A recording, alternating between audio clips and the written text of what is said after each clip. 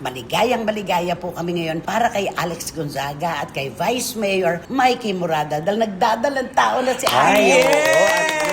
Meron tayong kasabihan, when the time is right, the Lord will make it happen. Huwag bibitiw sa pag-asa at sa pananampalataya. Hindi po tayo ang masusunod sa tamang pagkakataon. Kapag hinug na, ibibigay po ang ating hiling. At hindi sila nagkulang dyan. Ay, si Claudine. At si Milano. Sanchez. Oo, na dati di ba na naghiwalay sila. Pero hindi maganda ang paghihiwalay kasi walang closure. Di ba? Pero ito na, bati na sila. Meron naman kasing isyong kumalat na nagkabalikan na raw. Naguguluhan ako dun sa sinabi ni Claudine kasi nagpadala tayo sa fake news. Siya naman ang di primerang nagkakalat ng fake news. Ang mainit na chika! Ang mga walang prenong intriga. Ang mga pinagpipistahang kontrobersiya. Tungkol sa kanya,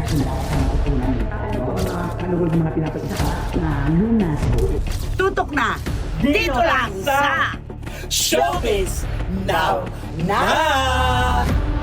Yay! Kumusta na po kayo ulit mga pinakamamahal naming kachika sa buong mundo? Tama po ang ating ginagawa, lalo na po kayo na nasa iba-ibang bansa. Sa umpisa, masarap tutukan. Pero kapag sobra na po ang inyong stress, ang inyong kalungkutan, iwasan na po natin ang nagaganap sa ating bayan. Di ba naman, Romel Chika? Tama, tayo ang namimili ng ating pinanonood. Kaya True. pumili ng tama. Dito lang kayo. Yon! Ano naman ang masasabi mo? Wendell Alvarez, a.k.a. Barikutot! Siyempre, ano man ang mangyayari sa atin, magaganda lang ibibigay namin sa inyo dahil kami magaganda. Ay, hindi ako papayag. Hindi ka ba papayag? Ikaw lang maganda kami. Hindi namin pinagmamalaki. Ikaw pa naglakas loob. Take two. Siyempre, ano mo ang pangyayari sa atin ngayon? Nandito lang po kami at magbibigay kami sa inyo ng mga kasiyahan at mga gandang mga balita. Oh, yun. Gusto't mayaman ka pa naman. Ayan. At totoo naman, di ba? Positibo lang po tayo, mga kachika. Alagaan po natin ang ating mental health. Yun po ang pinakatama. At saan pa ba tayo magkakakwentuhan? Saan ba tayo maghahalakhakan? Dito lamang po sa inyong programa, aming programa. At ito po ang Showbiz Now! Kailangan talaga positibo. Ay, dapat. Diba? Ang dami ng nega, no? Kalat-kalat na eh. Ang unang paksa po naming ibibigay sa inyo ay merong pagbabalik tanaw. Marami po sa inyo mga kachika ang nagtatanong sa amin bakit hindi po namin ginagawang content dito sa SNN ang magkapatid na Tony at Alex Gonzaga. Wala po kaming sinabing anuman, wala kayo narinig mula sa amin, walang detalye, walang paliwanag. Ilang taon na po ang nakararaan ay kinasuhan po kami ni Mami Pinty Gonzaga. Ako, si Wendell at si OG Diaz. Na-dismiss naman po yon sa Piskalya ng Quezon City. Pero para maiwasan na lamang po natin yung mga sensitibong damdamin, hindi na lang po namin sila binabanggit dito sa SNN. Yun po ang nangyari doon. Wala po kayo narinig na anuman sa amin. Pero sa pagkakataon pong ito, gusto naming panindigan ang isang bagay. Ang kaligayahan po ng ating kapwa ay ikinaliligaya rin natin. At maligayang-maligaya po kami ngayon para kay Alex Gonzaga at kay Vice Mayor Mikey Morada dahil nagdadalang tao na si Alex.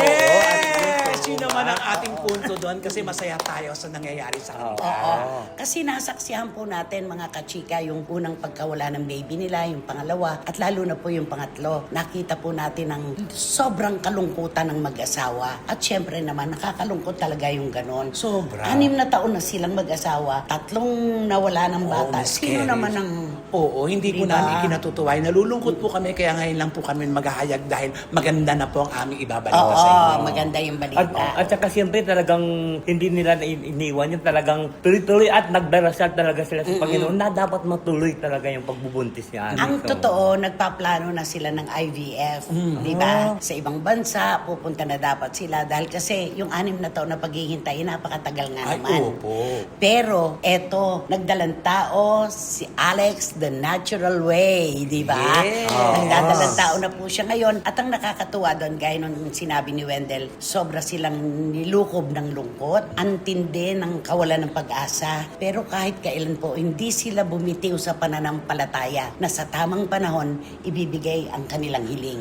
At ang tamang panahon ay narito Oo. na. Eh, hindi nga ba? Meron tayong kasabihan, when the time is right, the Lord will make it happen. Correct. Totoo po yun. Ako lagi kong pinapaikot sa inyo. Yes. Huwag bibitiw sa pag-asa at sa pananampalataya. Hindi po tayo ang masusunod sa tamang pagkakataon. Kapag hinug na, ibibigay po ang ating hiling. At hindi sila nagkulang dyan. Ayun. Kaya naman nakita mo ang saya nila hanggang langit kasi talagang ito yung kulang sa kanilang pamilya. Oo, ito na lang. Oo, ito na lang. At least hindi na makikipaglaro si Alex sa dalawang pamangkin niya, kay Tony at kay Direk Paul. Hindi na siya manghihirap. Ay, hindi na. Oo. Ngayon, Oo. meron na siyang baby talaga. Yes. Anong mensahe mo kay Alex? Ay, alam mo ako kasi kay Alex, talagang matagal nila ipinaglaban na talagang magkaroon sila ng anak. Pero ito na po, ibinigay na ng Panginoon sa kanila. Kaya ako naging masaya po sa kanilang dalawa ni Vice Mayor at ni Alex. Yun po yun, yung kaligayahan po ng ating kapwa. Babahagi po tayo doon. Nagkaroon man ng hindi kagandang pangyayari ng mga nakaraan. Ang mahalaga po, walang pagpapalitan ng masasakit na salita tulad ng, alam mo na, di ba?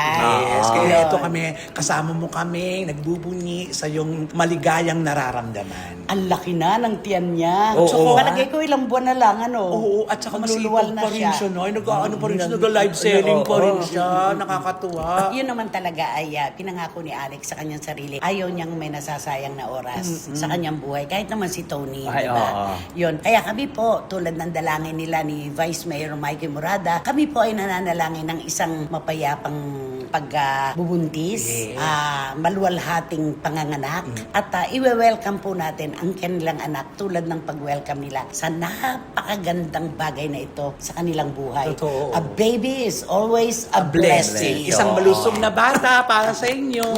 Yan yon. Kantahan mo si Alex at si Vice Mayor Mikey. Ay, di kang kantahan ko lang sila. You got to love me for what I am. I never simply me. Ano nga never simply me? Ano ka ba? We fell in love. On the first night that we met, together we've been happy. I have very few regrets. The ordinary The problem. ordinary problems Ayun. have not been hard to face. But lately, But lately, little changes have been slowly taking place. You got to love me for what I am, for simply being me. Don't love me for what you intend or hope what I will be. Sige na. And if you're always using me to feed your fantasy, you're really not in love. Okay na. So let me go. I must be free. Okay na yan. Sige. Wala naman kaming choice eh.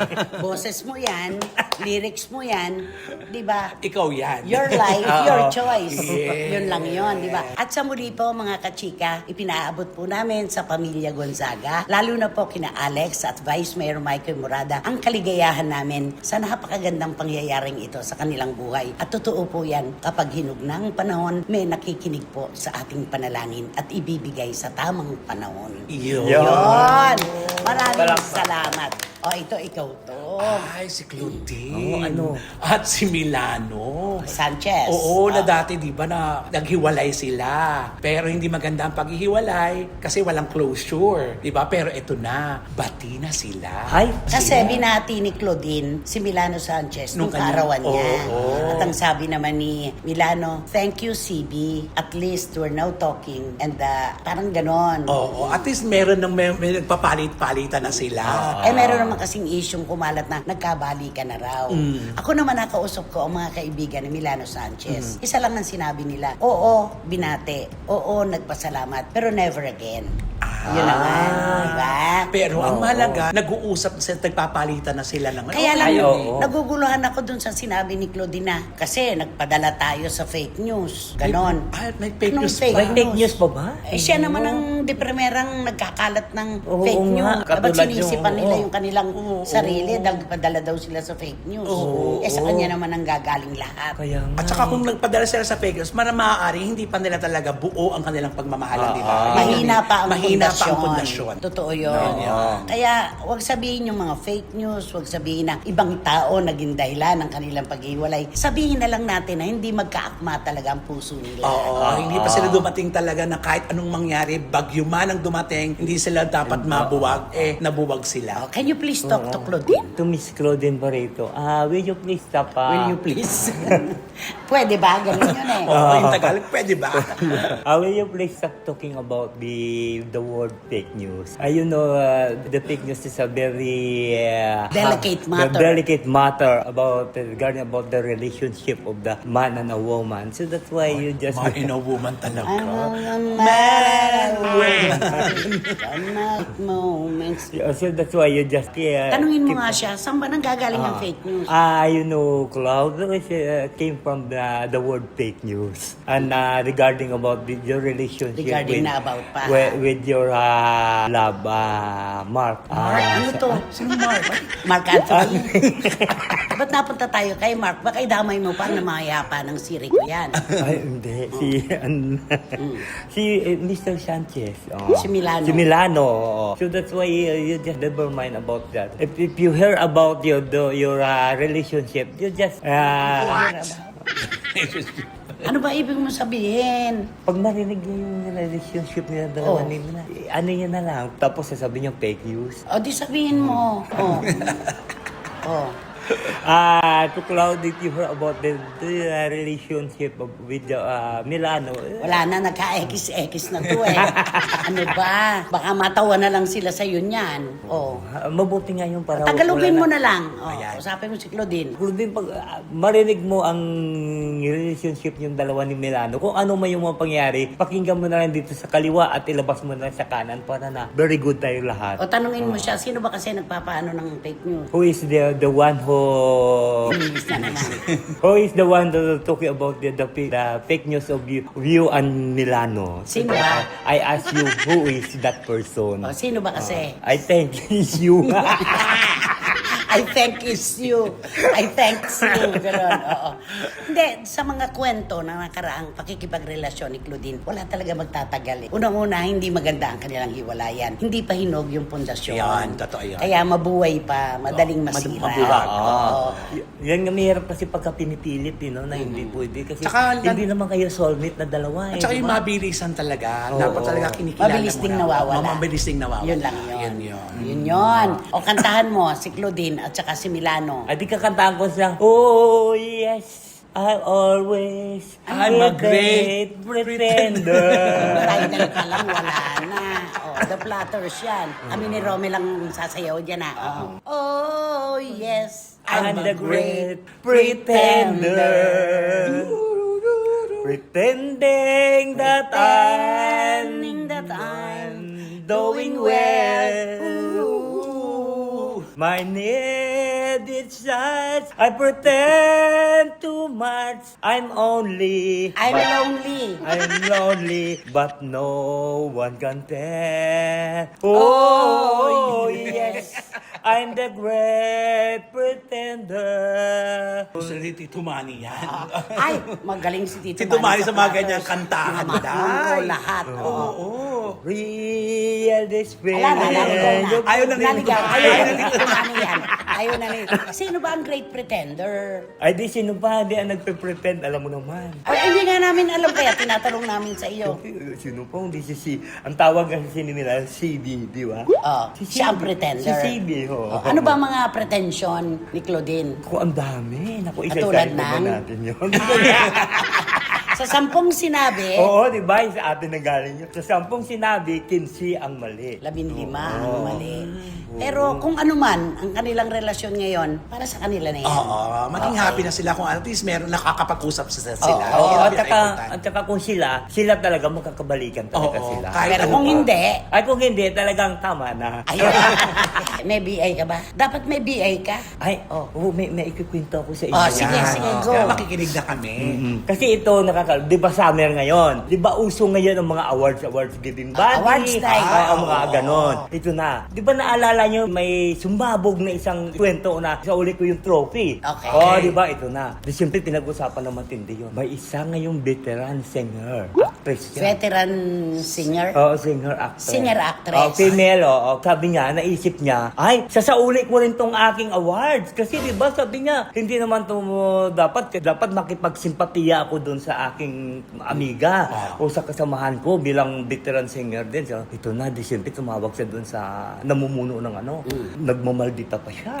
Sabi niya, ayaw ko ng mga ganyan, ng mga kwento na tungkol sa mga award na yan. Ayaw ko. Ako, ready din ako isasauli ko yung awards ko sa inyo. Binalik ba? Oo, sabi niya, ito na. Di, siyempre nagbabasa din siya kasi kahit veteran na siya, pero mahilig pa rin siya sa mga social media, dito nagbasa siya ganun. Nakita niya, ang nagsauli ng award, binas ng husto. Una kisyo daw, chuchu, laos ka na, ganito, gumagawa ka ng gimmick, ito. Ngayon, napag-isip-isip niya. Sabi niya, tumawag siya ulit after 3 days. Sabi niya, hello. Malumanay na yung salita niya, hindi na maldita. nagtataray. Hindi na nagtataray. Sabi niya, hello. Yes. Si ano po ito? Ay, alam mo na, pag-isip-isip ko na, hindi ko na pala sasauli yung awards ko. Sabi niya, hindi ko na pala sasauli yung awards ko. O kasi, alam mo, kasi babasa ko kasi ang mga basing sa kanya. Baka ako, gagawin din ng mga baser na ganyan. Sasabihin din, laos din ako, gumagawa lang ako ng Ibulong mo na sa amin kung sino yan. Mapapanindigan mo ba yan? Oo, kasi di ba kaibigan mo yung tinawagan. Sino?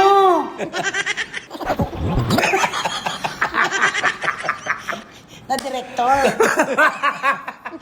Totoo ba? Oh, mahal ko. Mahal ko yung tinawagan. Oo, mahal mo yun. Oo. Ay, nako. Yun ang tinawagan kasi siyempre director ng lights yun, di ba? Magaling siya mag-ilaw. Ay, mag-ilaw. Eh, kakanta na lang ako.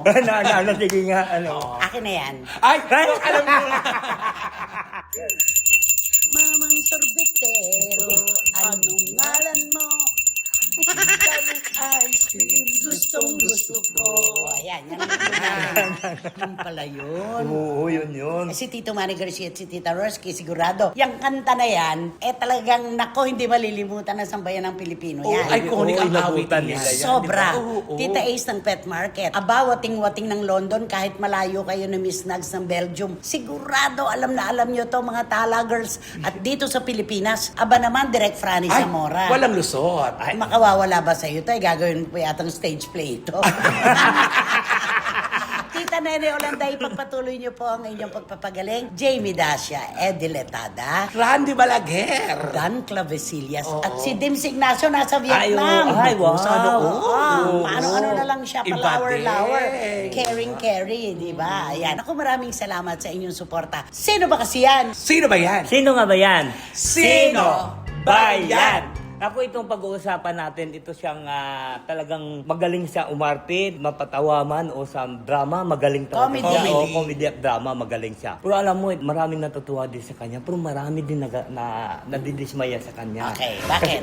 Kasi nga, mayroon pala siyang kakaibang ugali na ano. Kakaiba. Ano yun? Ay kasi nga, di ba, pagka kaharap mo siya, maano siya, pero sinasabi pala ng mga tao ito, alam mo, maganda rin siyang kaharap, matino siyang kausap, ito. Pero alam mo, meron pala kung minsan na mga side ano sa kanya na, ito pala sa pinag-anuhan na, lasinggera daw ito. Yun ang nababalita. Kasi nung Oo. bata pa itong female personality na ito, alam mo na mga kabataan, nagkakayayaan. Oo. Nomo, nag-e-enjoy. Tama, Pero alam mo, sa ganyan kasi katulad ng ako gawain ko yan nung una. Pagka hindi ka makatulog, alam mo ako meron na yung serbisa doon sa loob ng di ba? Pag hindi ako makatulog, iinom ako ng isang bote. Yan parang ibig sabihin ma-relax yung Ganun naman talaga. Oo. Isipin mo naman, kung minsan ang kanyang proyekto nitong female personality, 3, minsan 2. Siyempre, hatiin mo isip mo, sino ba ako dito? Ano ba role ko dito? Dito ba sa isa? Na-imbibe yun eh. Oo. Pagdating ng bahay, natural, hindi makatulog. Stress na stress, ba? Totoo. Pagod na pagod. Maiintindihan Natural. natin. Anong Ay, pampatulog niya? siyempre Wine. Wow. Naku, Diyos ko, ano lang ba naman yun? Tapos minasama pa nila, lasinggera Kaya na. nga Siyempre, pamparelax kasi yun yun sa kanya. Kung sa iba kasi na nakatingin, hindi daw maganda daw yun. Bakit anong hindi ka gaganda doon? Tulog ang hinahanap niya. Siyempre gusto mag-relax ng tao, gusto magmahinga. Tapos sasabihin nyo, ayan, naglalasing na naman. Sabi ng ganun. Alam mo, hindi naman niya ipinagkakaila na nung bata pa siya talaga, Oo. nagkakayayaan sila ng kanyang mga kaibigan. Oo. Natural lang yon, di ba? Okay, magbigay ka ng clue. Naku, basta ako ang tingin ko sa kanya ito, hindi siya masama, isa siyang angel. Ay, oo. Matapos mo sabihin sa kabilang side.